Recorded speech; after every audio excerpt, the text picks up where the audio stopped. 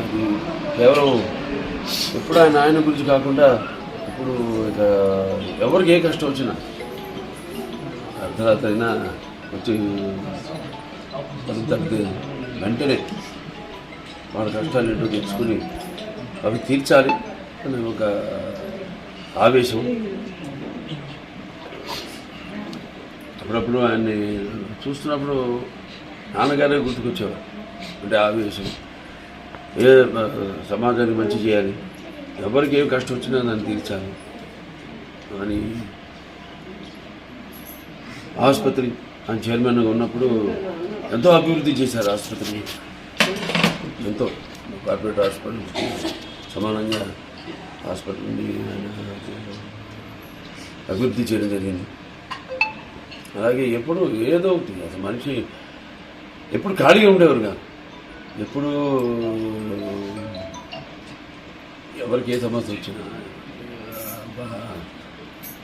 ఇటు ఈ నియోజకవర్గ అభివృద్ధి కోసం ఎంతో అంటే అంటాం మనం ఎంతమంది పడతారు గెడతారు కానీ అందరూ మహానుభావులు కాలేదు. ఆ మహానుభావులు కోపం చెందిన వాళ్ళు వెంకటేశ్వర గారు చాలా నాకు సొంత కుటుంబ సభ్యుల్ని పోగొట్టుకున్నప్పుడు అలాగే అంత ఆప్యాయంగా మన ప్రభుత్వం వచ్చింది. మళ్ళీ మనం ఎంతో ఇంకా ఏమేమి పనులు ఉన్నాయో ఇక్కడ నియోజకవర్గంలో ఆ పనులన్నీ కూడా పూర్తి చేయాలి అని ఎప్పటికప్పుడు నాకు ఫోన్ చేసి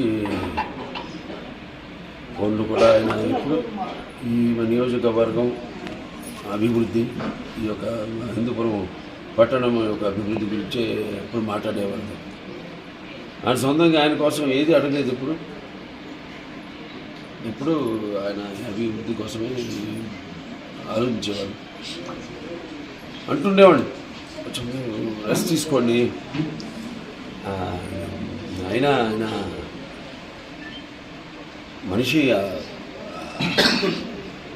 ఆయన తత్వం, ఆయన ఆలోచనలు అన్నీ కూడా ఎప్పుడు అసలు అన్ని పరుగులు దించి ఆలోచన అటువంటి ఆయన ఇవాళ ఒక పెద్ద దిక్కు పార్టీకి, అలాగే హిందూపురం పట్టణానికి. ఇవాళ ఆయన లేని లోటు ఎవరు తీర్చలేరు. ఎందుకంటే అన్నీ కలగలిపితే అంటే ఒక ఆవేశం, ఒక నిస్వార్థం, ఒక అభివృద్ధి గురించి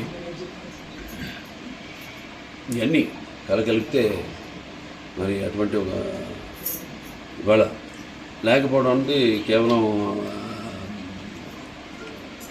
నాకు, అలాగే నాకే కాదు, అటు పార్టీకి, తెలుగుదేశం పార్టీకి కూడా ఒక తీరని లోటు, ఎవరు పోడ్చలేనిది ఈ లోటు.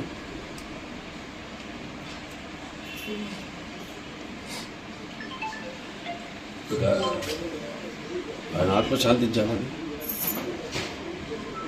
కుటుంబ సభ్యులందరూ కూడా నా ప్రకార సానుభూతి తెలియజేసుకుంటాను. ముఖ్య నేతను కోల్పోయిన కుటుంబానికి మీ సపోర్టు ఉంటుందండి తప్పకుండా. అదే ఆవేశం, అదే వాళ్ళ పిల్లలు కూడా అనిల్ గారి తెలియమి లేకపోతే వేణు గారి ఉంటుంది, తప్పకుండా ఉంటుంది. అదే మార్గంలో నడిచేవాళ్ళు, వాళ్ళ తండ్రి మార్గంలోనే పయనించే